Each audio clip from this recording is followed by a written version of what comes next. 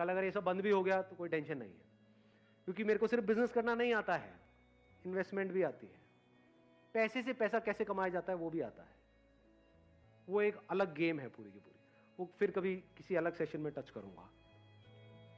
पिछले वीडियो में जो पहला वाला पार्ट था उसमें मैंने 3 अलग अलग आइडियाज के बारे में डिस्कशन किया।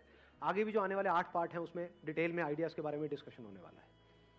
आइडियाज इसलिए नहीं है कि आप उसको कॉपी करो या उन आइडियाज को ब्लाइंडली फॉलो करो तो आप बेवकूफ हो।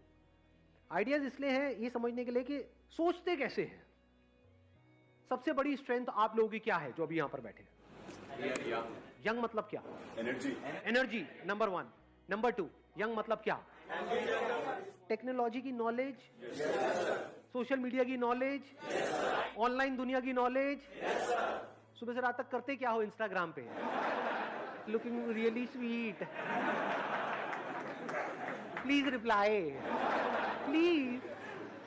ये उन लोगों को पता है जिनकी एज है 50 साल, 60 साल, 70 साल।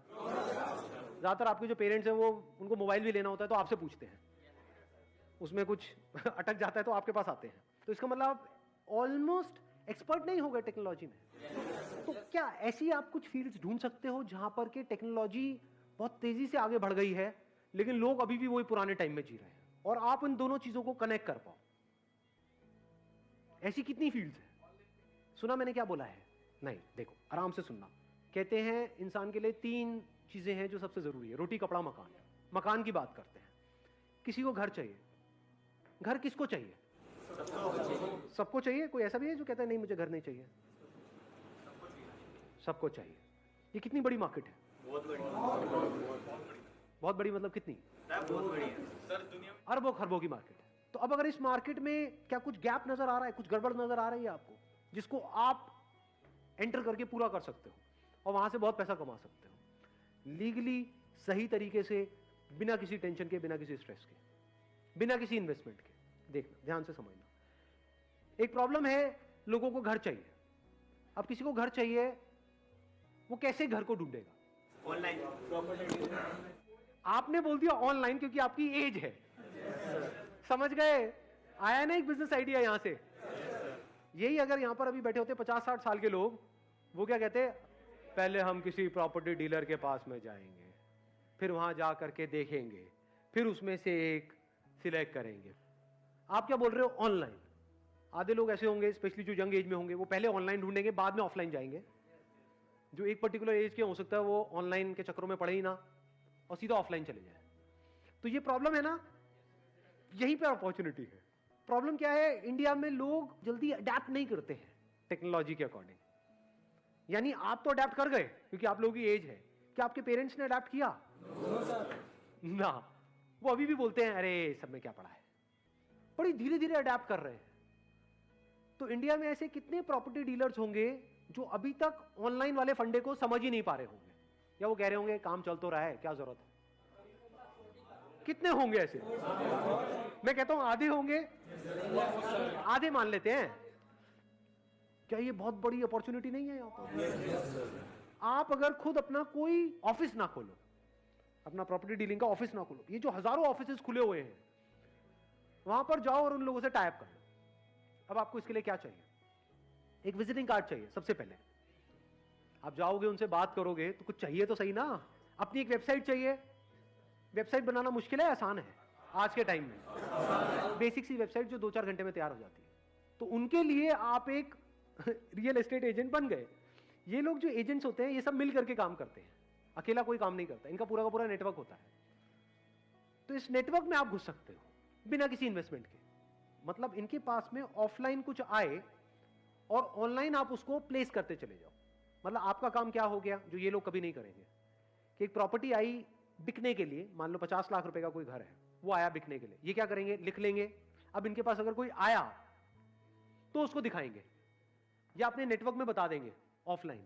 तो जो ऑफलाइन की दुनिया है वहां तो वो चीज फैल जाएगी, ऑनलाइन वो है ही नहीं। तो क्या ये बड़ी अपॉर्चुनिटी है या नहीं है?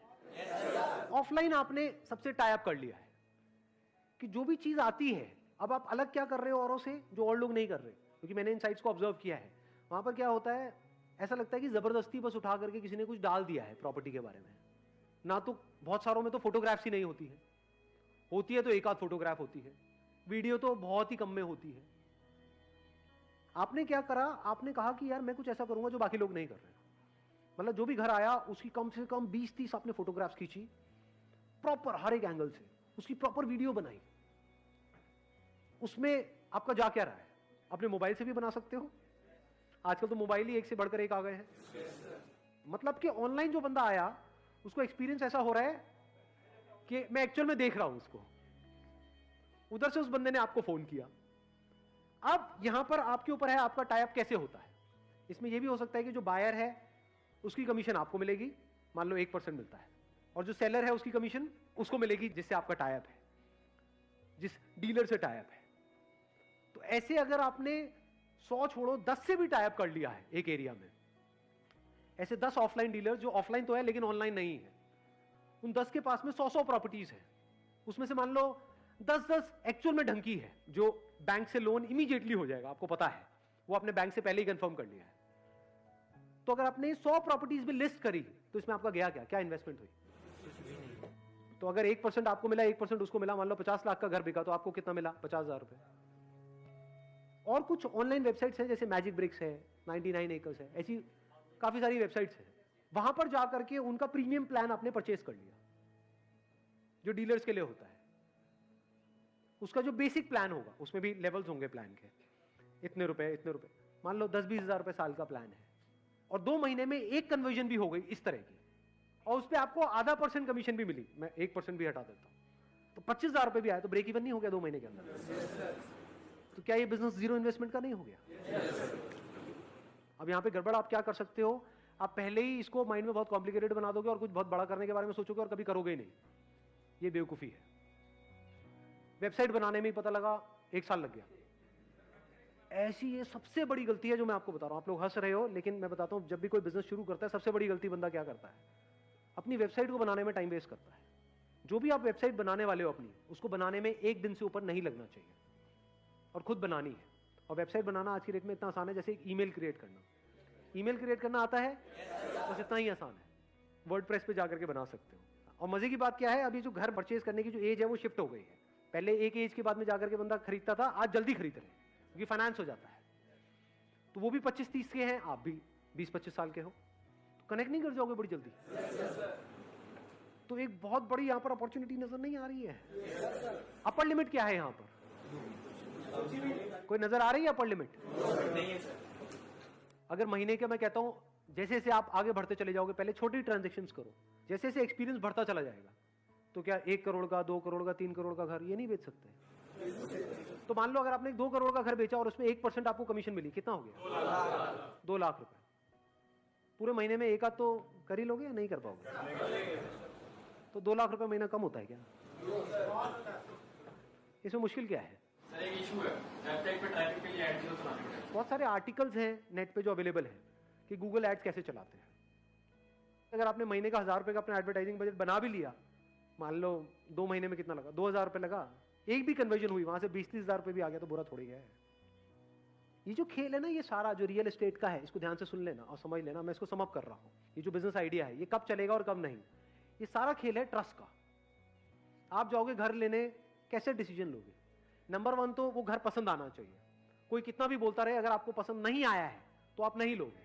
अब वहां पर आपके ऊपर उसको कितना ट्रस्ट है वो रोल प्ले करेगा, तभी तो आपकी